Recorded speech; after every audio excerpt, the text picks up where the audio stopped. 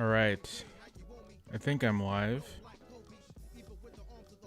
I think that's happening.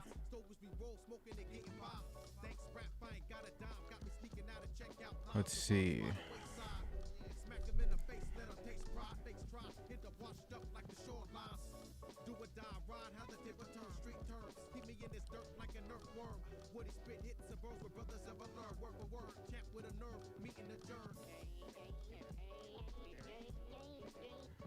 Okay. I think this is working. Yep, it's working for Instagram and for TikTok. So if you're joining, I'm Jamelle Bouie. I'm a columnist for the New York Times opinion section. And this is something we're trying, a little stream AMA, Ask Me Anything.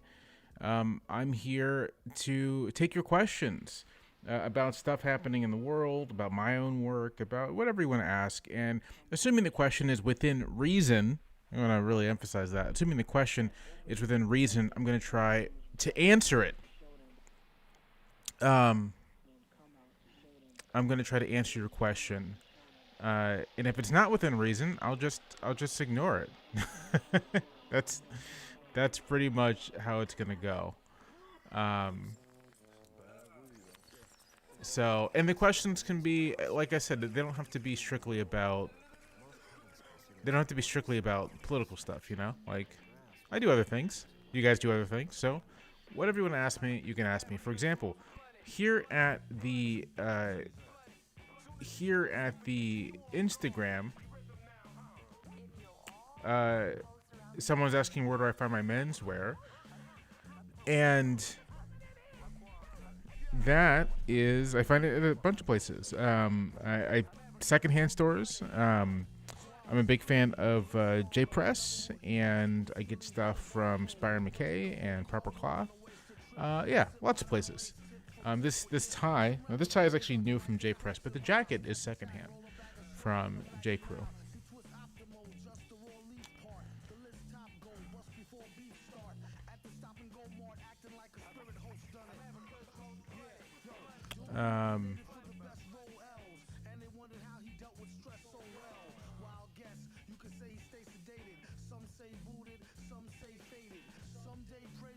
And what other housekeeping do I have to do here before I really get started? Additional housekeeping. I believe this is streaming on my Twitch as well. If you are joining on Twitch, I may not be able to answer you, but know that I'm seeing your questions, and will do my best to respond to them. And a reminder for if you're joining, my name is Jamelle Bouie, and I am a columnist for the New York Times opinion section.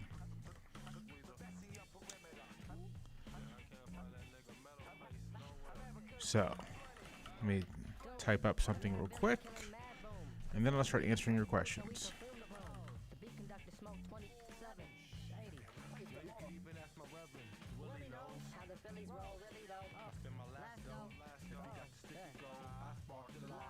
Okay.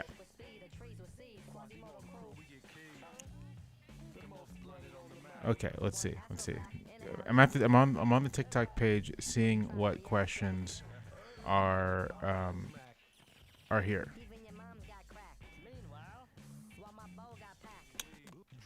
How did I like Memphis? I was in Memphis last year, and I thought it was great. I thought it was a great. I'd never been before. I've been to Nashville. I've been to Knoxville. I've never been to Memphis, and I had a great time. I wish I could have stayed longer just to see some music, you know. How are we going to get out of this? I have no idea. Not a question I can answer. I don't know. I don't really know. I don't know. Have I read The Metaphysical Club by Louis Menand? I have not. I pretty much only read history these days. So, what was the last concert I went to? Man, you're asking. That's like is that pre-kids? Which it's been a while since I've been to a concert. I think the last concert, I think I saw Pusha T before I had kids. I haven't been to a concert in a long time. It's a shame. I should start going back. TV on the Radio is touring right now, and they're doing a show in Philadelphia. and I'm thinking I might take a little me vacation and go see TV on the radio, for this summer. Someone on the Instagram is asking, in your opinion, what college do you think is best in New York for law school? I can't answer that. I don't live in New York, and I didn't go to law school. What is the media's role in tackling and addressing misinformation? I think in addition to putting out the best reporting that we can, I think two things are important. I think the media needs to show more transparency. I think there's a bit of mystification about how newspapers, any kind of media organization produces what it does. And I think it'd be useful for people just to see the process a bit more, to understand that there is a process and people aren't just making things up. And the second thing, I think it's important to not get, I think the political press in particular has a habit of getting stuck in its own obsessions, and people wouldn't, no one in the political press would frame it as their own obsessions, but it's their own particulars. Like,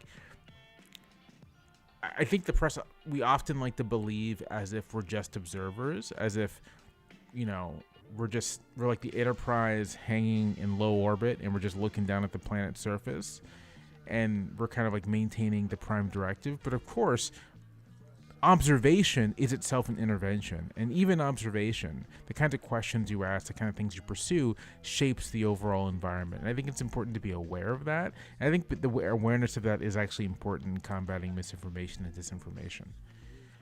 I don't have a favorite scotch. I don't drink scotch. And I don't have a Pinterest board.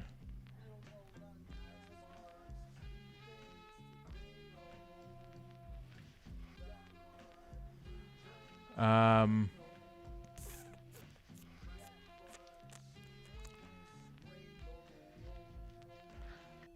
think the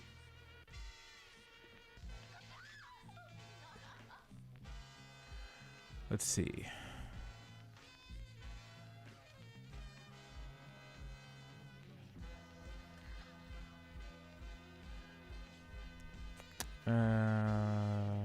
Sorry, I'm just messing around here.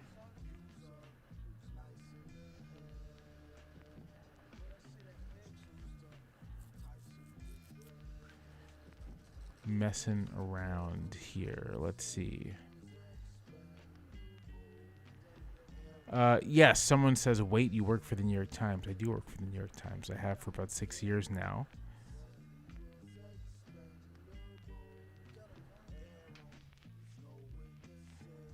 What is my opinion on top destinations to travel to this year? I'm not that kind of opinion writer. I don't really have opinions about that. I'm sorry, I can't really answer that.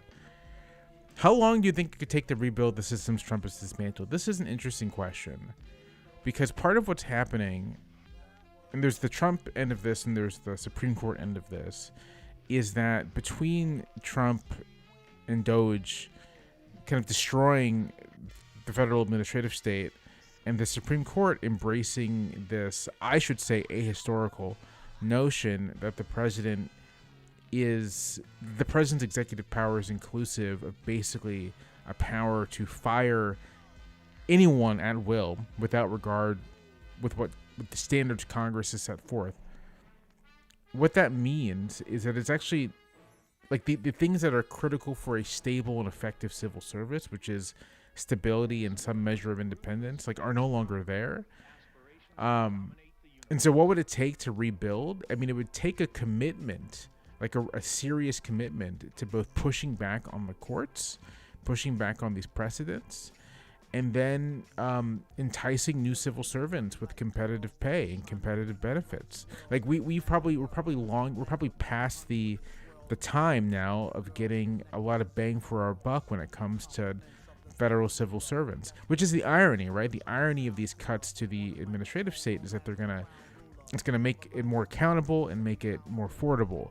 But in point of fact, it's become far less accountable and it's going to become far less affordable because it's not a guarantee. It's not guaranteed stability anymore. And to account for a lack of stability, you just have to pay people more.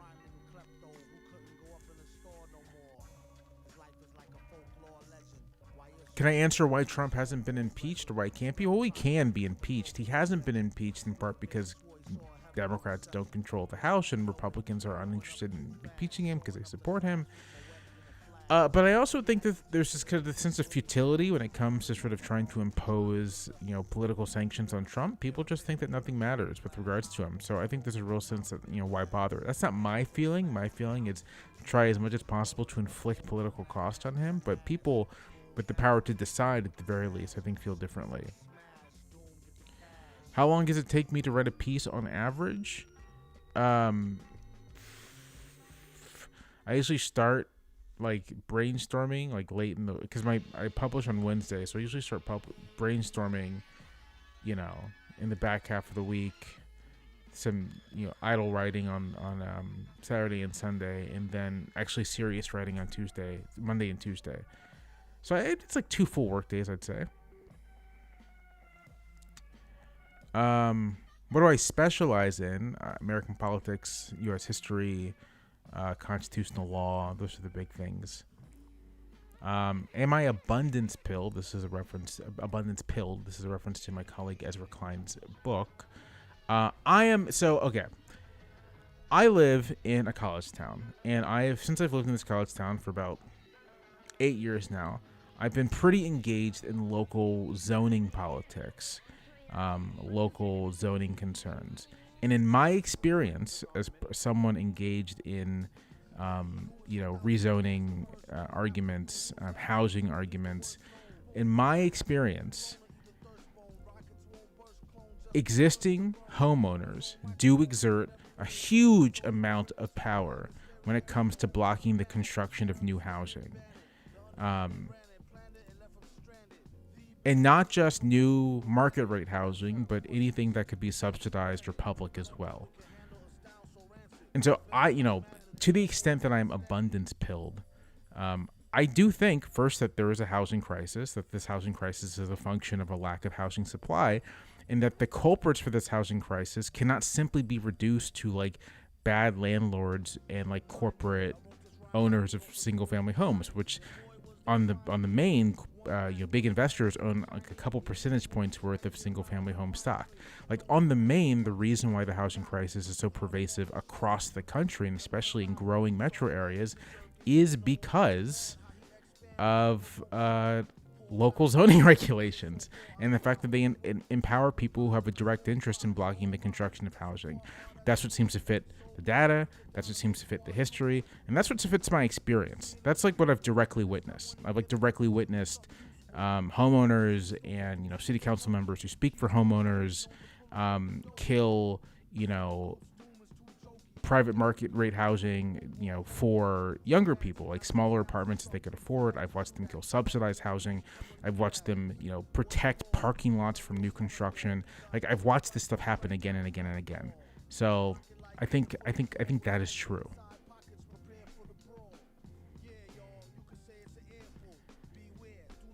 But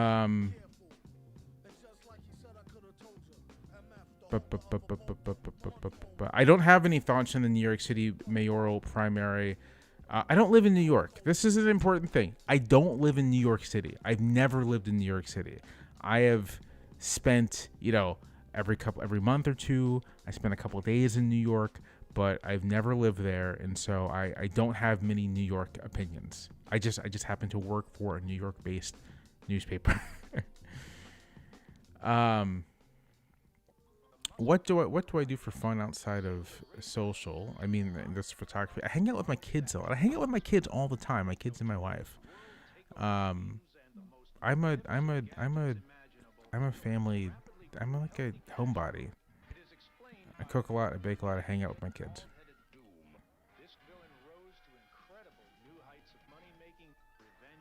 Checking what's going on Instagram.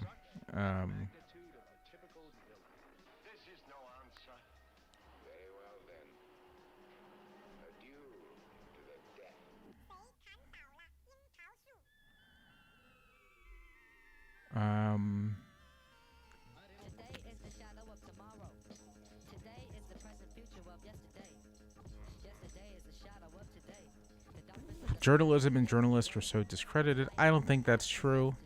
I don't know. Many of the things you learn, about what's happening in the world right now are coming from journalism, and journalists. So I don't know what to say.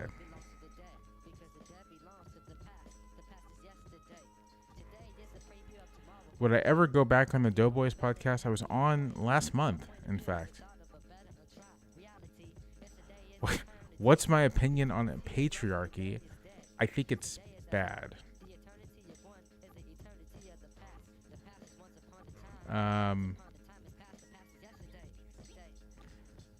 Did I go to school, and what did I major in? I went to the University of Virginia. I graduated in 2009. I studied, my major was a major of political and social thought, which was one part kind of great books curriculum, and then one part independent study.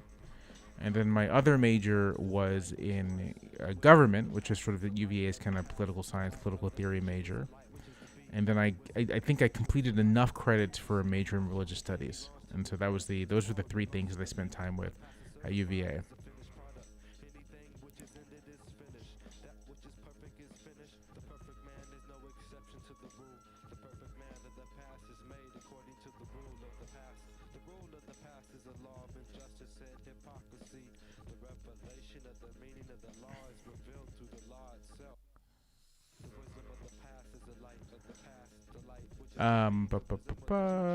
Let's see.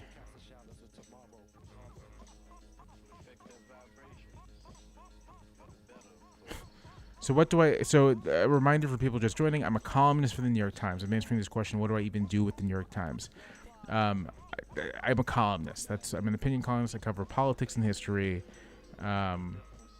That's my view. Why would you impeach the greatest president of the century and the best president in the last 50 years? This is not a serious question, and I think you'd have a really hard time finding presidential scholars and scholars of American history who would agree with this assessment of President Trump. Of course, people can like who they like, but yeah.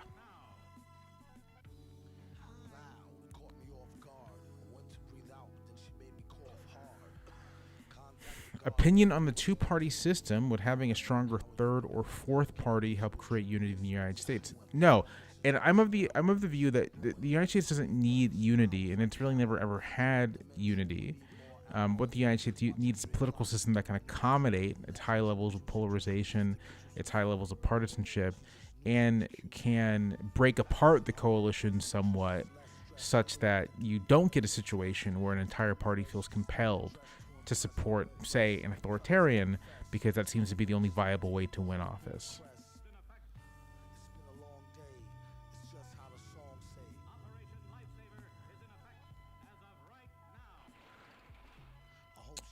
Question: are the plenary powers of the executive subject to judicial review now? I don't. Robert seems to think, in his Trump v. U.S. opinion, he seems to be putting forth this vision in which actually much of what the president does, its core powers, are not quite subject to judicial review. Roberts seems to have this extremely expansive view of separation of powers, in which there is like a total separation between the branches, such that neither one is imbricated with the other. But the problem with this is that this runs counter to what is actually one of like the animating ideas of the American constitutional system, which is that the powers of government are split between the branches, giving each branch the ability to check and influence the other. And strict separation of powers is incompatible with checks and balances. Yeah.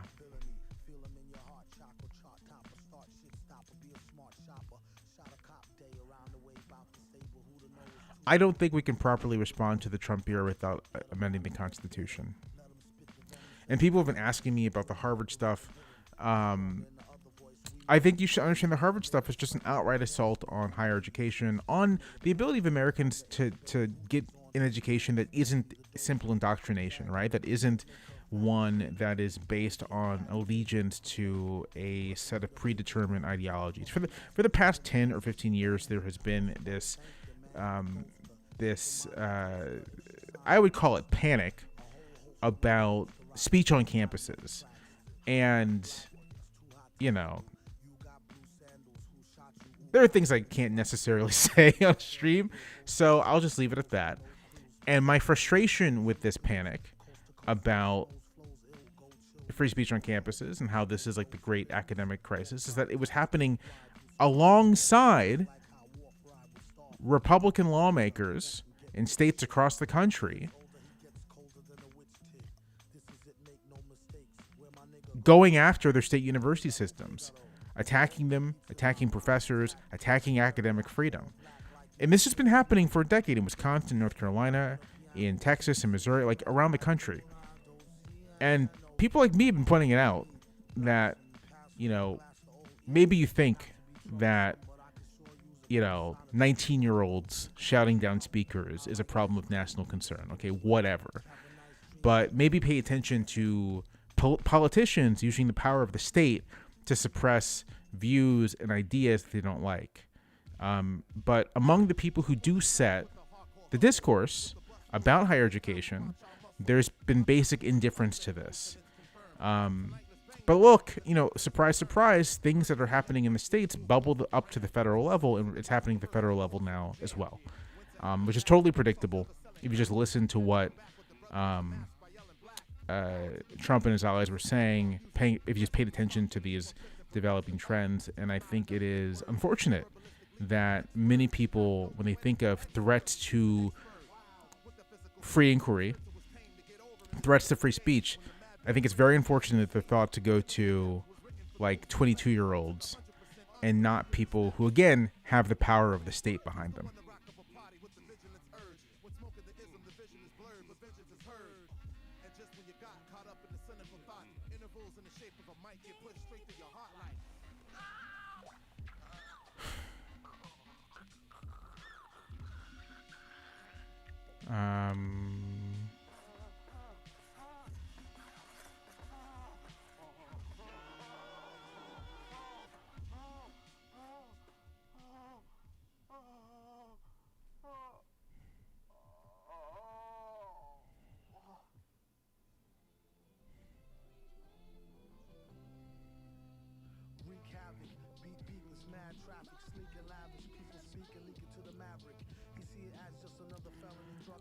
Sorry, I'm just looking at questions.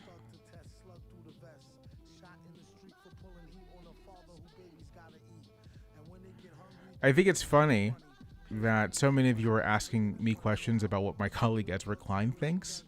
I have thoughts too, you know, but I'll answer this one.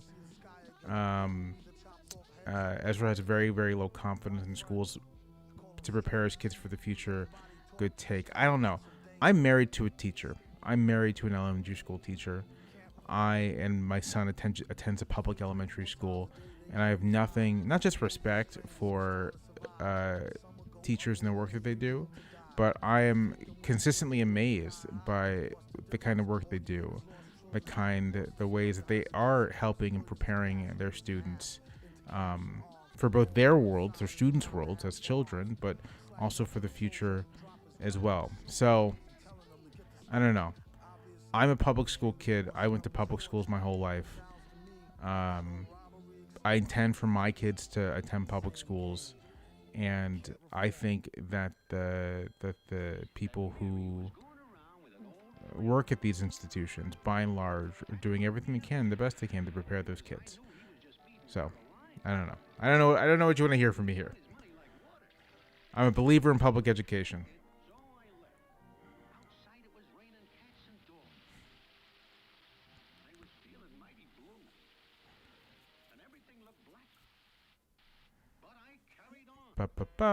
Someone's asking me constantly. Okay, I'm gonna a quick note.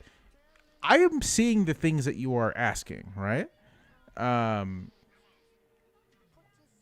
So you don't have to ask them again and again and again. And in fact, constantly repeating the things is going to push me to just ignore them. I'm more likely to ignore it if you're just going to spam the question. Someone says Harvard isn't peddling some sort of ideology. I don't buy that. I mean, this is a thing that people have tried to confirm like empirically, right? But I also think it's just common sense. Like Harvard isn't a singular thing; it is many, and goes for any large institution of higher education.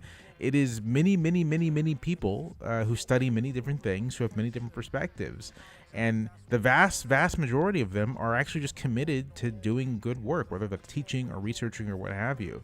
So you can believe that they're peddling some sort of ideology. I would say that you kind of just have bought into basically some propaganda. That's my view, right? That like, in point of fact, that these professors, these assistant professors, these adjunct professors, these grad students are just doing the best they can to further their own research and like teach students and teach them things about their subjects and also teach them things about the world. And if people go to school, right, and then come back with different ideas about the world, maybe even ideas that challenge established and received wisdom, that isn't evidence of indoctrination. That's evidence of people thinking critically. I don't know.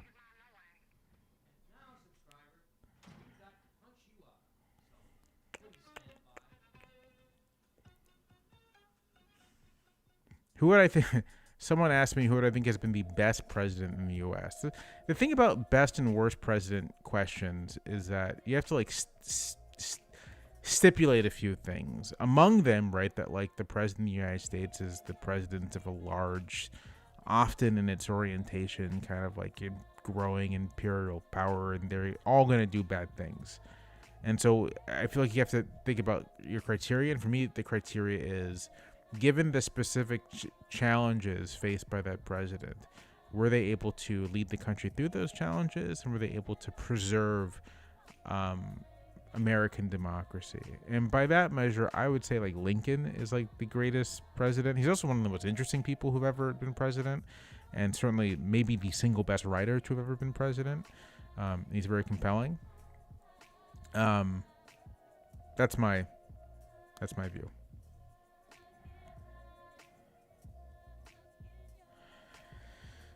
Will there be a Senate backlash to the big, beautiful bill? Probably not. I think that the Senate Republicans will do their best to, tone down some of the most egregious stuff.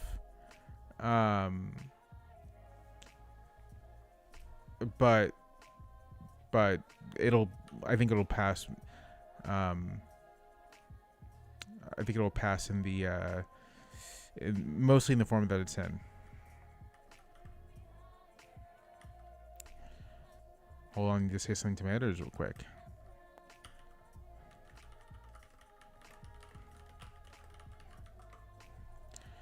Someone comments, tweed blazer with a blue polo may not be the move, fam. So I feel like if you're going to critique my dress, then you should know that I'm not wearing a polo.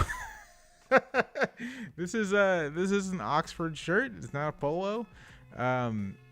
First of all. Second of all, this actually isn't tweed. It's linen. It's Italian linen, and it's just woven in such a way that it has the appearance of tweed. It has sort of a tweedy texture, but it's quite lightweight and very appropriate for the weather.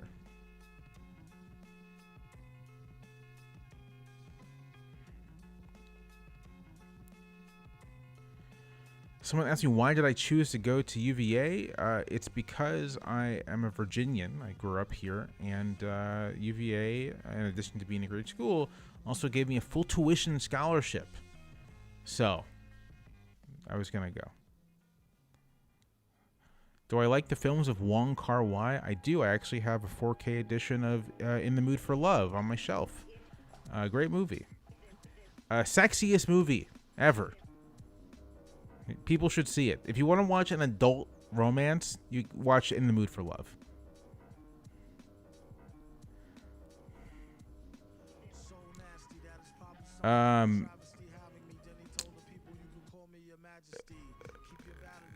Lots of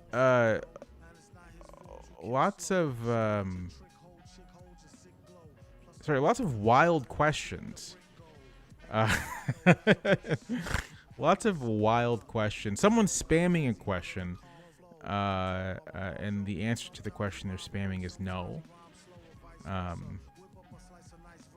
Someone asked me, why do I hate America? And I don't. That's a crazy question. Am I concerned with how U.S. legacy media machines talking about Hassan and other leftists? I guess I'm not, because I just don't see, like, I see these as two completely different audiences, and it's like, if there's hostility to Hassan and those kinds of figures from establishment media, like, so what? Like, what does it, like, what significance does it have?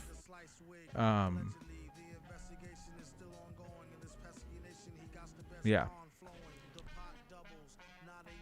Why does the opinion section for the Times seem to downplay rural areas? I'm not sure. You'd have to. I'd love you to elaborate on that, because I'm not really sure what that means.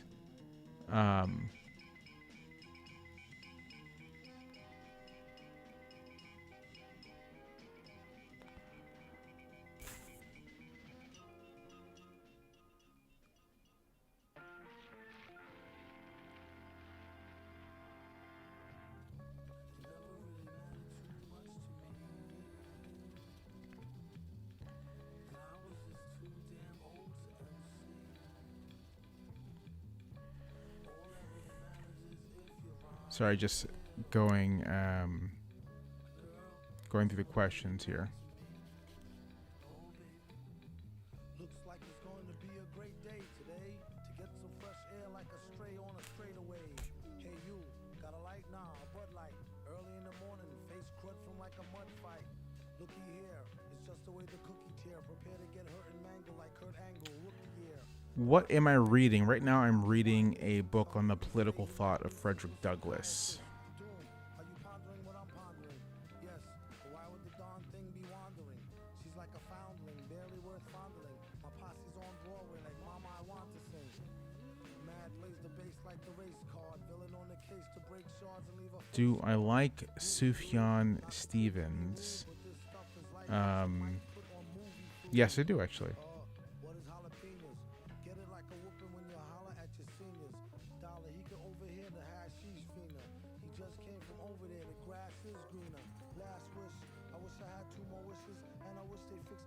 Let's see. So I'll say this again. If you are going to spam a question,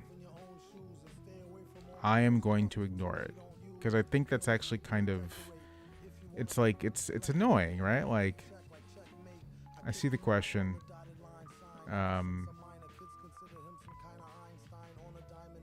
And I'm going to ignore it.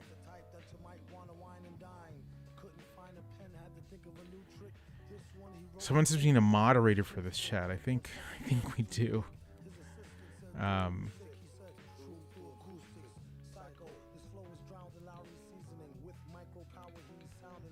Let's see. What's the best crypto investment scheme to short my relationship with the president? That's funny. That's a funny question. Yeah, it's striking how the president just outright takes bribes these days.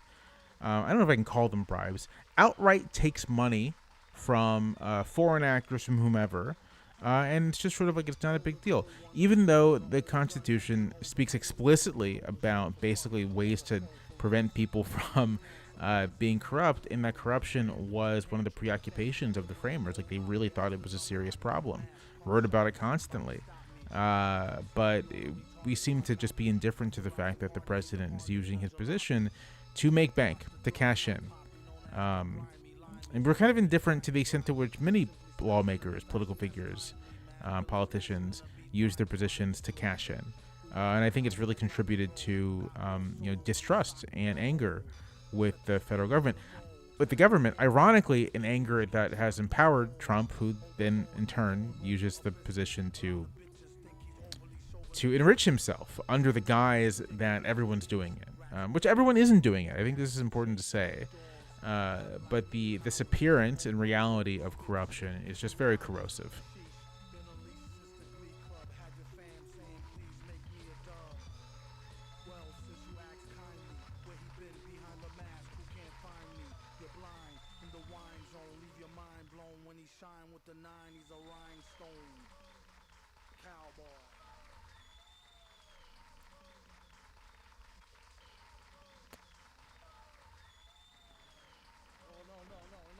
Let's see.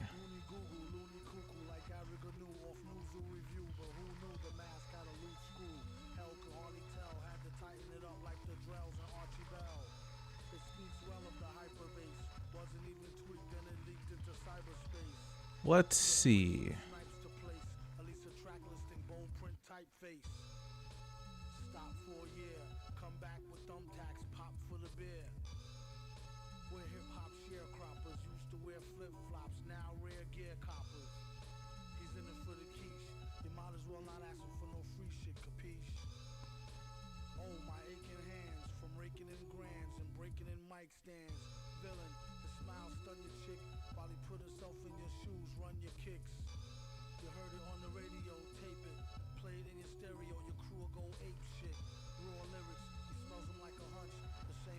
Let's see.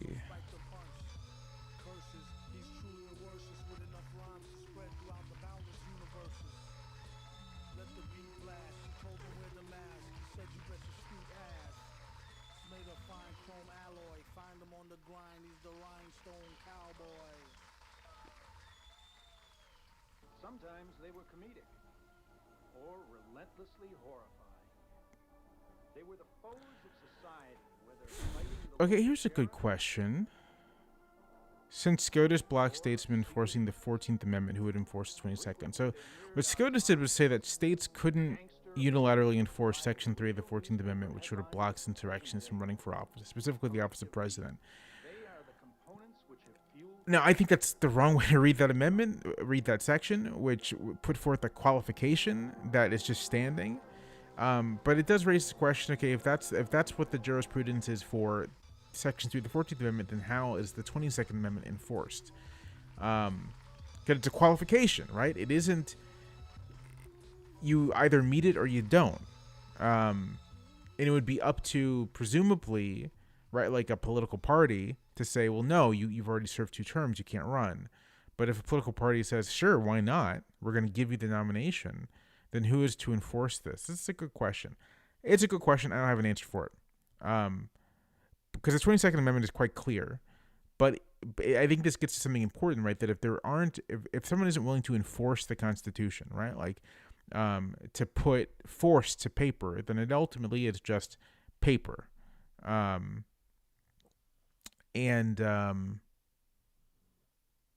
I don't know what one does about that.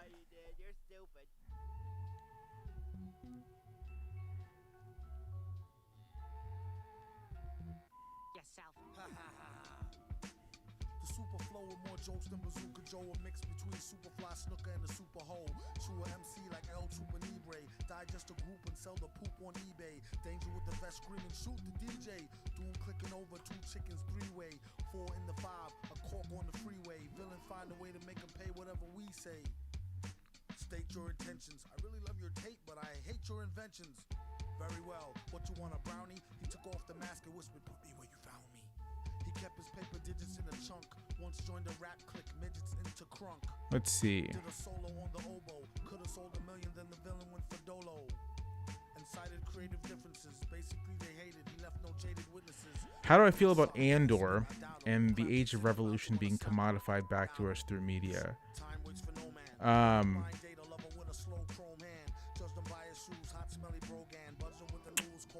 think Andor's a very good show. I think it's great. Here's the thing. The age of revolution, people have always looked back to the past at moments of great import and made things about them, right? I mean, one of the the American revolutionaries were obsessed with Rome and, were constantly writing and referencing and talking about Rome. The Russian revolutionaries over a century later were kind of obsessed with the French Revolution. I mean, I don't know if making media about past revolutions, putting these things in a new context, is like commodifying them. I think it's just doing a thing that people have done which is take inspiration from past periods and past stories and try to give them new life for themselves. Thoughts on universal benefits versus means testing? I think on the main that universal benefits and also direct provisioning is preferable. I think means testing makes for weaker programs and more politically vulnerable programs.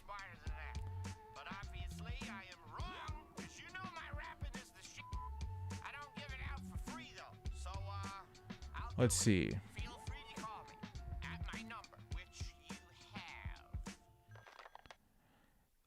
Someone is yelling at me because I'm not reading the questions. Yeah, so the live says ask me anything, and you can ask me anything, but I didn't say I'd answer everything. Ask me anything, and I'll answer what I think makes sense for me to answer, what I can answer, what seems reasonable for me to answer. But you know. I can't answer everything, first of all. Like, I just don't have the time. But second, I don't feel an obligation to. I'll answer as much as I think is reasonable.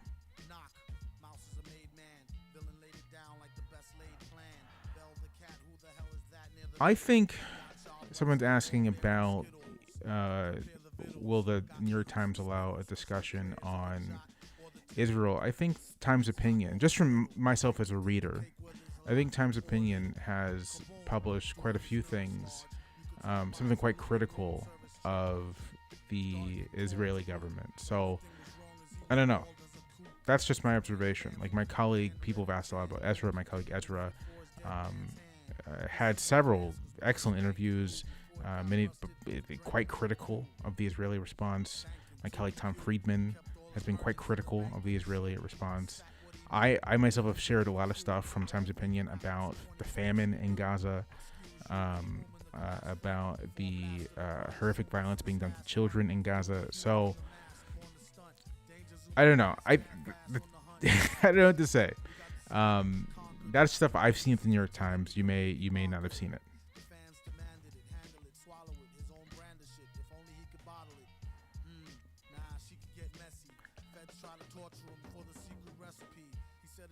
I don't know. Someone's asking what's my take on history as a hobby discourse. I don't know this discourse.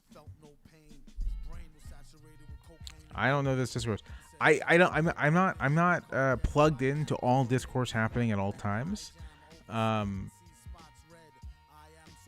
And I mean, the other thing is that I also am not plugged into all topics at all times.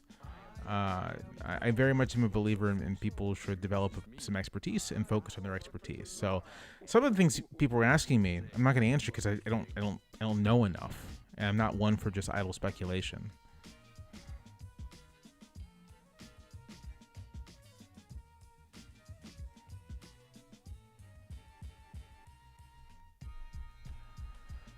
Let's see. Who's my call for the next Democratic nominee for president? That's a question that was asked. I don't have a call for that. I don't have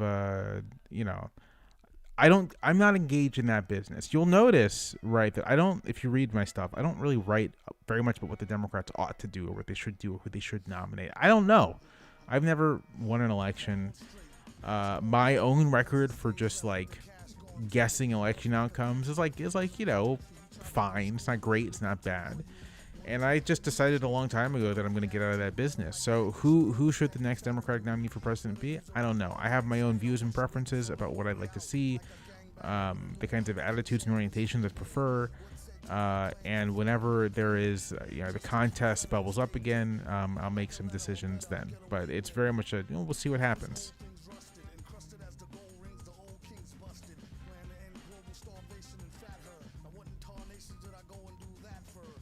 Do I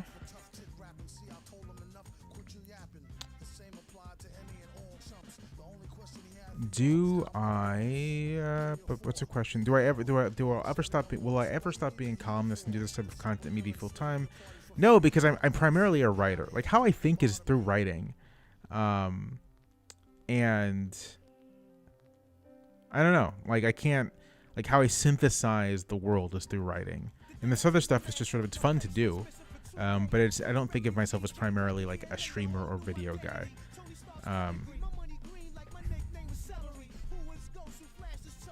Sorry, my mouse died, so I need to plug it in. Gotta plug it in.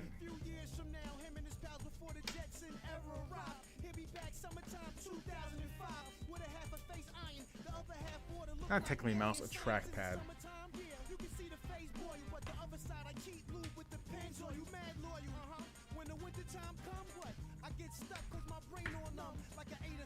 Okay, someone's asking, what's the purpose of the manufactured white South African genocide by Trump, Elon to Americans here? I think it's partly that Trump his brain has clearly been curdled in kind of white supremacist propaganda, I guess. I mean, this notion of a white genocide in South Africa is completely fabricated.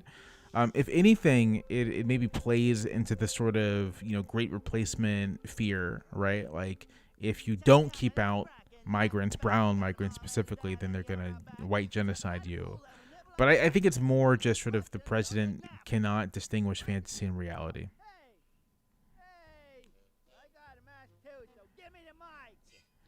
Why did we see real pushback on the firing of the head of the Librarian of Congress from other agencies? I think it's because the president really had no, I mean, he doesn't, I don't think the president has very much authority to fire any of these agency heads, but especially here, there's like no real authority. No real authority here. Yeah, on Andor, there's a great Marx quote about revolutions borrow things from prior eras. Yeah, I mean, there's the classic Marx quote. Let me see if I can't just bring it up real quick from the 18th Brumaire. Let's see, 18th. I have my copy of the 18th Brumaire behind me, but I also I'm connected by a wire to the mic, so I can't go and grab it. Okay, here's the quote. Men make their own history, but they do not make it as they please. They do not make it under self-selected circumstances, but under circumstances existing already, given and transmitted from the past. The tradition of all dead generations weighs like a nightmare on the brains of the living. And just as they seem to be occupied with revolutionizing themselves and things, creating something that did not exist before, precisely in such epochs of revolutionary crisis, they anxiously conjure up the spirits of the past to their service, borrowing from them names, battle slogans, and costumes in order to present this new scene in world history in time-honored disguise and borrowed language.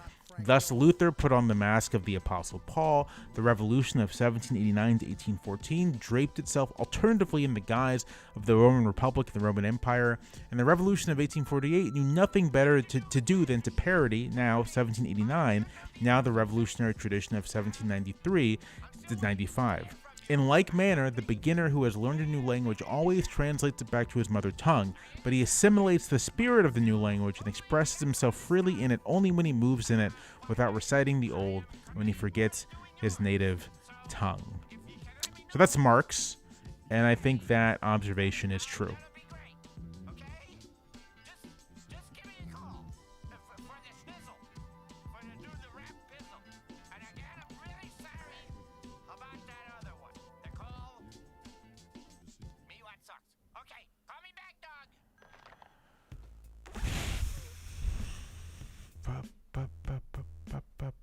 Let's see.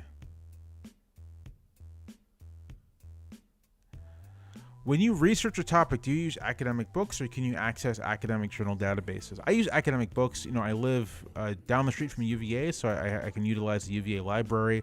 I can use, when I'm on grounds, I can utilize academic journal databases, but I mostly just rely on books. I go to the library and I find books. I usually, my approach, especially for a topic for which I know stuff, but maybe would like to know more, I tend to go to the things I do know, books I am familiar with, and search footnotes and see what they're referencing, what they are using to make their arguments, and then I go from there.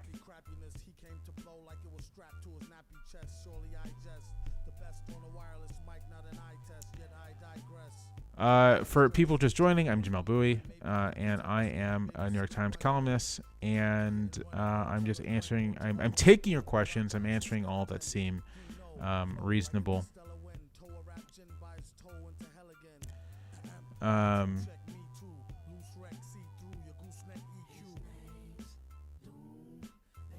Yeah, someone mentions that Marx should write well. He could. I really, you don't have to be a Marxist to appreciate reading Marx, who was really one of the great thinkers, and I think just observers of the 19th century. And I would strongly recommend just reading the 18th Premier of Louis Bonaparte as just an excellent piece of political journalism.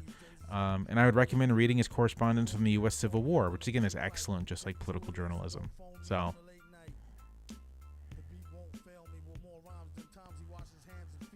What am I watching in the New Jersey and Virginia elections this fall? In the Virginia elections, I'm kind of just like watching for margins. Like, was the red shift last year meaningful, or are we going to see basically sort of the bottom fall out of the Virginia Republican Party?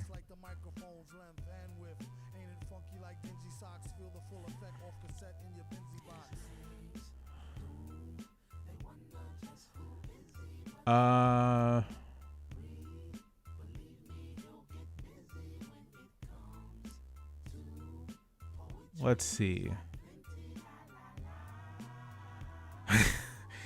This is a funny question. Why have so many journalists like you lost their way and expressed opinions instead of facts? Well, I am an opinion journalist. So, I mean, I don't know what you want me to do. I'm not out here making up stuff, but I do share my thoughts.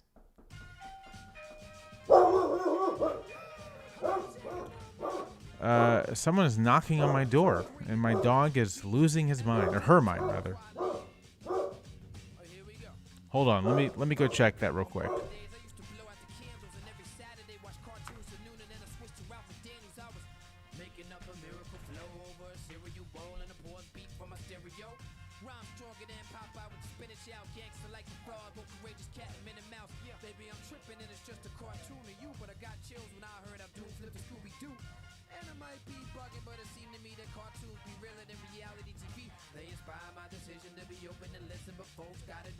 Like a yoga position, like in order to spit it dope, you gotta have a criminal past that's similar to the cast, the different strokes. Me and my people break bread, sit and smoke, the conversation rich, but that depend on what you consider broke. I draw on anything for inspiration, a fond memory, a piece of paper, walls, and a train station. It's just that I'm old school like that, roll that rap over souls like that. It's just that I'm old school like that, roll that rap over souls like that. It's just that I'm old school like that, roll that rap over souls like that. It's just that I'm old school like that, roll that rap over souls like that. And we'll be right back after these messages. Fellas, grab your nutsacks, cheeks, squeeze your breasts. We ain't all that grown, it's still funny, like going to the store on your own with rainbow money. Since then had an insane flow, sonny. Walking to the corner, rhyming in the rain, nose runny. Break dancing, maybe 10.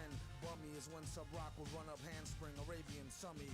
Ooh, like a Hong Kong Fooey kick, or a weekend afternoon karate movie flick. Slept good, no justice, no peace. Woody kept it hood, he never discussed it with police. Shot the fair when nobody ran to get the gat, or felt they had to put it up in their raps to set it fat. And since when lyrical skills had to do with killing the cat? What type of chitlins is that? The super villain as the bat, hydrotonic. Whoever willing to ride, provide raw chronic. It's just that I'm old school like that, roll that rap over souls like that. It's just that I'm old school like that, roll that rap over souls like that. It's just that I'm old school like that, roll that rap over souls like that. It's just that I'm old school like that. Someone tried to sell me internet.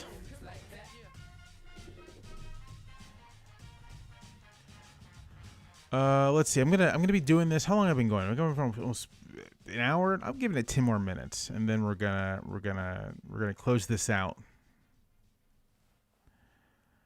What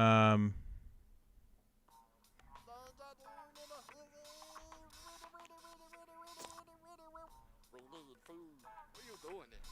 I'm rapping. Yeah. No, I see that. What for? Murder. Jamelle, why doesn't the news media report the corruption of the current executive branch? I mean, I think they do report on it.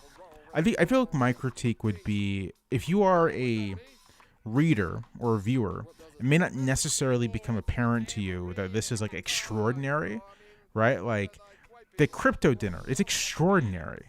The level of the fact that the administration, or not the administration, the president has personally made billions of dollars since entering office again is extraordinary. And I think the extent to which the language around this is like, raises questions, evades traditional ethics standards, and not just straightforwardly saying, this is the president's taking money. And maybe that's the job of like opinion writers, right?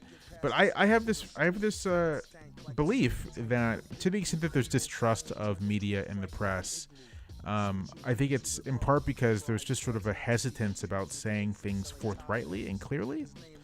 And the president is like clearly engaging in the kind of corruption that politicians have gone to jail for in the United States.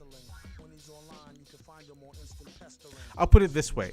I personally would like to see the kind of hounding that's being done to elected Democrats about their knowledge of Biden's state last year. I think should be applied to the president's business dealings and financial transactions.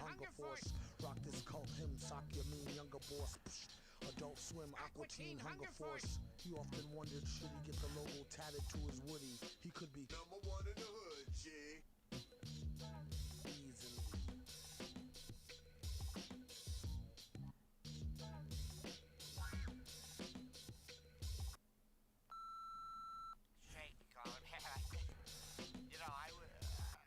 I just got off the phone with somebody. That wasn't about you. That was about me. Do I feel pressure to say things differently? I don't. I don't feel any pressure to say things differently. I think this is why I said earlier in the conversation that there probably should be a little more transparency about how we do things, because it isn't, at least in opinion, it isn't a place where we're pressured to say certain things or other things. It's just like not how it works.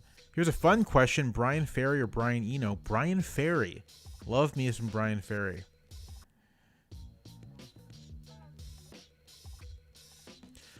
How do you think we can combat the growing distrust in academia, journalism in general? I don't really know what SMEs are, but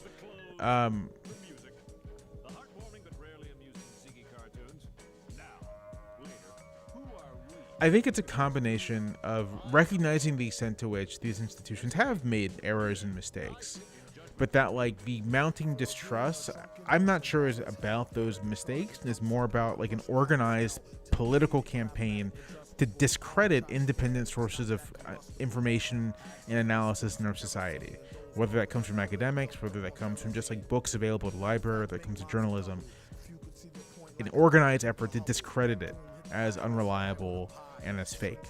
And I think the only way to combat that is through an organized political campaign to push back on it and to, for me, right, like note that the reason you have these people who want to discredit independent areas of information, the reason why they want you to be consuming AI slop nonstop is because it furthers the interest of people who want to use the state to loot the rest of us. This is me. This is my, again, I'm an opinion journalist. This is my opinion here. SME subject matter experts. Thank you. So.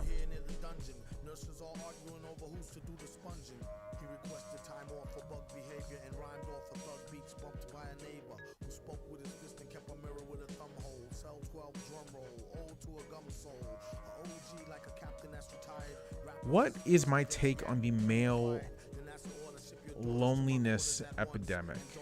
I gotta be honest with you. This is what I gotta be honest. Part of me has to kind of separate when I'm making an analysis here, like trying to look at this a little more objectively, because subjectively, I kind of just don't have that much sympathy. I remember being 22 and lonely. I remember being 22 and lonely and not really being sure what I was going to do with my life and what was going to happen. I remember being 22 and trying to date and not necessarily having the most success. And my response to that as a 22-year-old was first to not to at least try to like continue making friends and being out in the world and doing that, and also to like just try to improve myself, to try to to try to take opportunities as they came, to try to put myself out there as much as possible. And at the end of the day, I still think that's the solution, right? Like, if you're waiting on the internet for someone to make your life better, you're going to be waiting for the rest of your life. Now, are there things that we can do as a society that can make it easier for people to be out in the world? Absolutely. Are there concerns to have about the kind of predatory media figures who are using people's understandable loneliness to, advance really awful agendas? Absolutely. But at the risk of sounding like an old-fashioned, social conservative a bit, I do think people have to take responsibility for their own lives. I don't think there's any way to get around that. You have to take responsibility for your own life. And what I don't hear in all this conversation about male loneliness is anyone really saying that.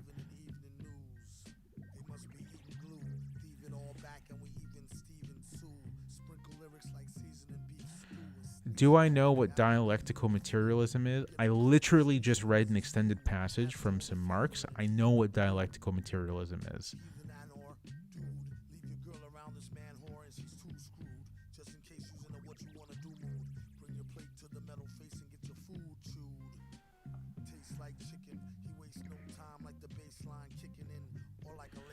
Just one more thing on kids being out and about.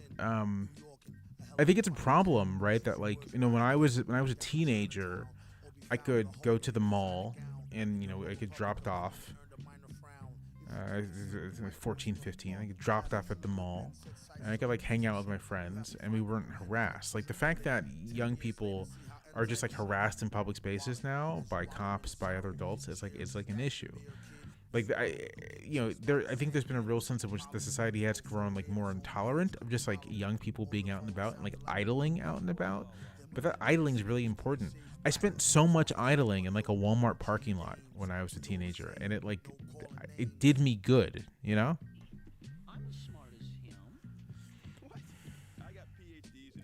I do listen to the Revolutions podcast. Mike Duncan is great.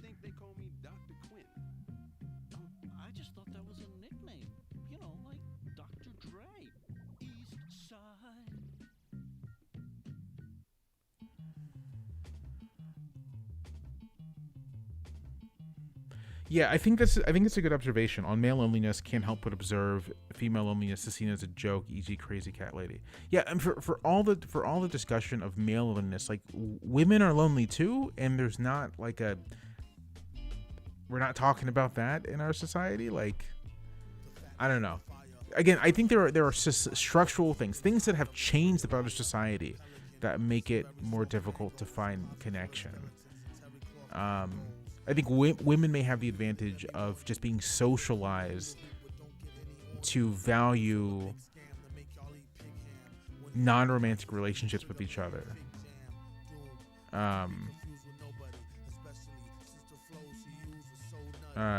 But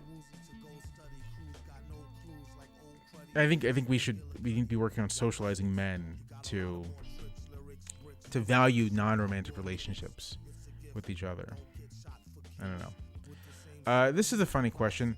Would love to know how hard you have to work to constantly put out the absolutely worst articles. I work very hard to put out terrible articles. I spend a lot of time crafting things that are quite obviously objectively bad.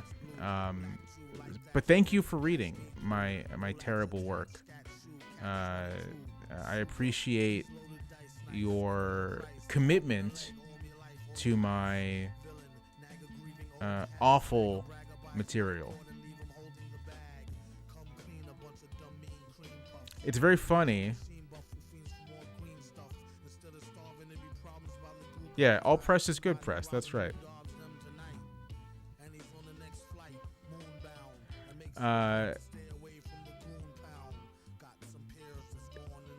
Seriously, thank you for reading.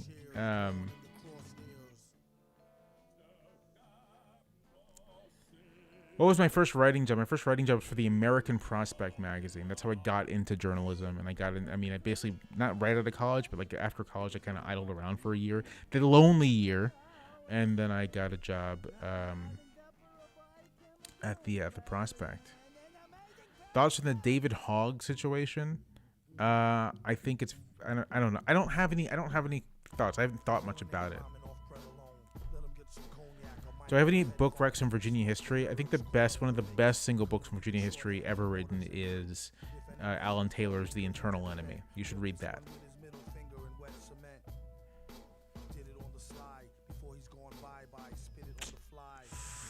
What's my... Yeah, I'm going to wrap up soon, so I'm going to start answering more frivolous questions. What's my Mission Impossible ranking? My Mission Impossible ranking is Fallout, Rogue Nation, Ghost Protocol. Actually, no, Fallout, Rogue Nation, Mission Impossible, Ghost Protocol. Again, these are all great movies. So this is just you know, it's picking among riches. Okay, so Ghost Protocol, Dead Reckoning, MI3, MI2 at the bottom. But I like MI2 a lot, so it's not like I think it's bad. It's just it's not as good as the others.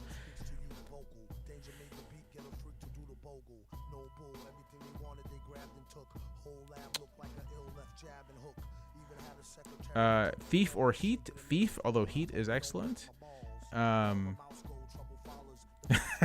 I find this very gratifying. I disagreed with your Rogue One take at first. My Rogue One take is I think it's not a good movie. Just rewatched it after Andor. You were right. Thank you. I can't think of any voices out there overtly talking about what healthy masculinity looks like. Sometimes I think about whether I should engage in this because, you know, like, again, I'm married and I have kids, and I'm very much just like a very ordinary person. I work, I lift weights, I work out, I cook, I do outdoorsy stuff. Like, I don't know, I sometimes do wonder if I should just like talk about, you know, kind of ways of just self-improvement and bettering yourself and taking care of yourself. And trying to build out relationships with other people, and that being a satisfied, content man isn't about the flashy stuff, because the flashy stuff ultimately fades away. But I don't know.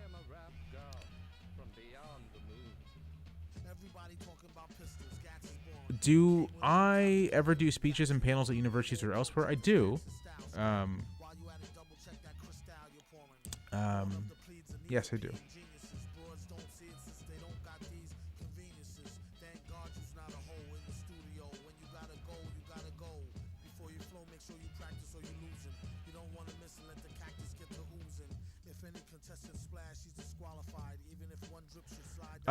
A fun process question. How many people look at an article before it's officially released? I mean, I have my editor, and then I work with my fact checker, and I know there are other copy editors. I'm sure there are other people, there's photo editors, people who look at the piece. So at least, I'd say at least 4, and probably more than that.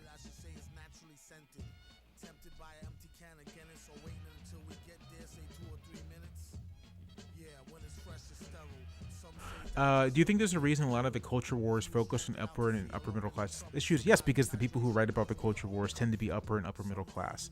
I'll just say this.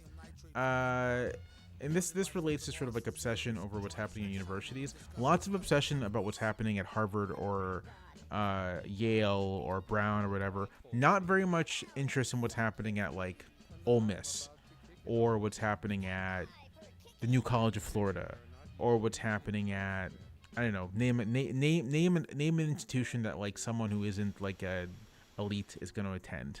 And I think there's a reason for that. The Virginia history book is the internal enemy.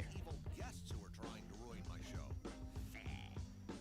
who came up with the stupid idea of giving Space Ghost a talk show in the first place? How they gave his own show to Tad Ghostal. Any given second he could go mad postal. Stay waving that power band space cannon. What are my thoughts on the Beastie Boys? I love them. Seriously, they're one of my favorite artists. They've been one of my favorite artists since I was a kid. And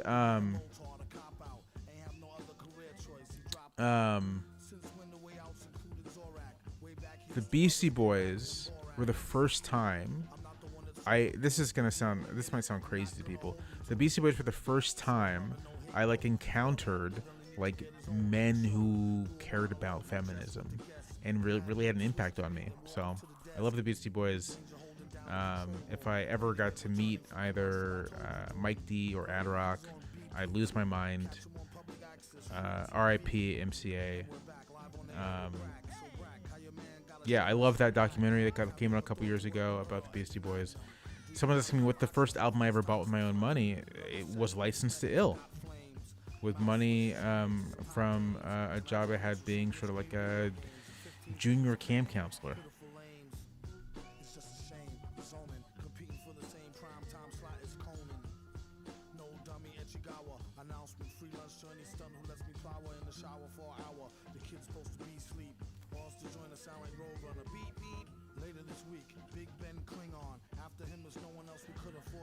As a pro opinion haver, you into strong opinions loosely held or got to be more obstinate? It depends on the nature of things. I have like core commitments, right? That like I'm not gonna back down from.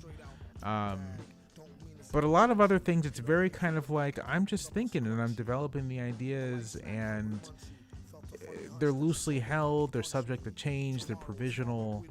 But I do have my core commitments and convictions.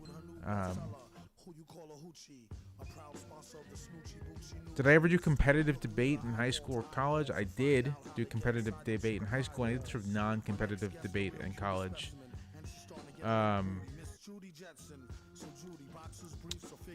Someone says people should be allowed to change their mind. Yeah, people should be allowed to change their mind. I think that if you are making wild swings, right? Like I think you owe people an explanation for why you've changed your mind.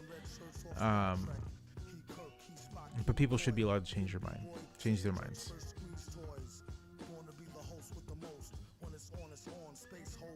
I don't think male loneliness complicates the narrative that the world is designed for men by men. I think it complicates the narrative that patriarchy or male dominance is good for men. Because it's not.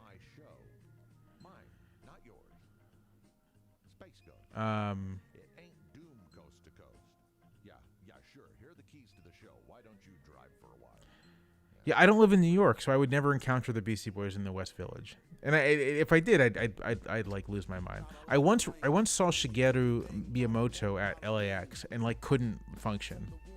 So you know how Troy in Community when he meets LeVar Burton, that's close to what I think my reaction would be. Which, funny enough, I met LeVar Burton once, and it was cool.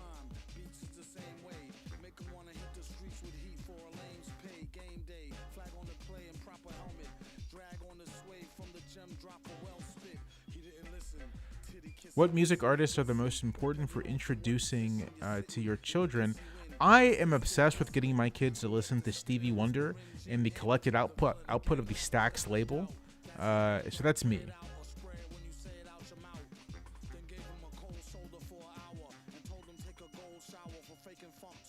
Okay, I'm gonna sign off soon because I gotta walk my dog. I gotta eat lunch too.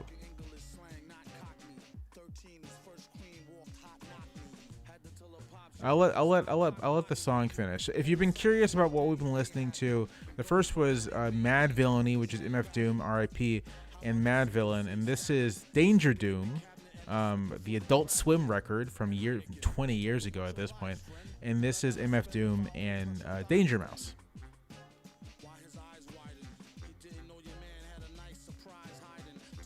Where am I from? I'll answer that. I'm from Virginia Beach, Virginia. Virginia Beach. My parents are from Georgia and Florida. Their parents are from Georgia and Florida. Their parents are from Georgia and Florida. And my family, broadly speaking, I have quite a big family. My family, broadly speaking, has been in the United States since probably at least the early 19th century and more than likely the late 18th century. We're long-standing Americans, you might say. Which is always funny. I mean, it's just always funny the way people talk about me sometimes. Someone's asking, am I African or African American? I literally just said, I literally just answered this question. Not to sound too annoyed here, but I just answered the question. It's me again. And you know what? I just heard it's all done now. I'm not going to repeat it because I literally just answered it. You know what? You suck. You suck. Your music sucks. And I Do I get writer's block? Sometimes. And then I go take a walk. I find that if I dictate my thoughts, I can kind of break my writer's block. My favorite being, you can tell, sorry, this is a New York Times stream, so I shouldn't argue with random people, but you can tell what I am by my refusing to answer. That's an insane thing to say to someone, first of all. Second of all, I did answer. I said that my parents, I'm from Virginia, my parents are from Georgia and Florida, their parents are from Georgia and Florida, and their parents are from Georgia and Florida, and so on and so forth until basically the 19th century, the early 19th century. So if I know I shouldn't answer the trolls, but it was just annoying to me. I know I shouldn't answer the trolls. My favorite bean, pinto, the humble pinto bean. Love a pinto bean. Humble, versatile. You can actually, enjoy them many different ways. And yeah. I'm from Croatia. How did you find out that our wine is so good? Greetings from Croatia. I found out your wine was so good because my younger brother, who served in the military, was stationed out that way for a time, and recommended Croatian wine to me. There you go. Yeah, that's good. What am I going to do when it happens? I'm going to open up. I'm going to buy a bottle of Madeira that was from 1987 when I was born, and I'm going to open it, and I'm going to enjoy it. Okay, the last question I'm going to answer is, sorry, but the live doesn't state your name. What's your name? My name is Jamelle Bouie. And that's it. We're done. Thank you for joining. I'll talk to you guys later. Yeah, I was born in 1987. I'm not that old. Bye. We'll do this again. And you guys can wild out. I like this because some of you guys are truly very wild, and it's very funny to me. See you guys. It's hot off the griddle. Came to take the cake whether it's a lot or a little.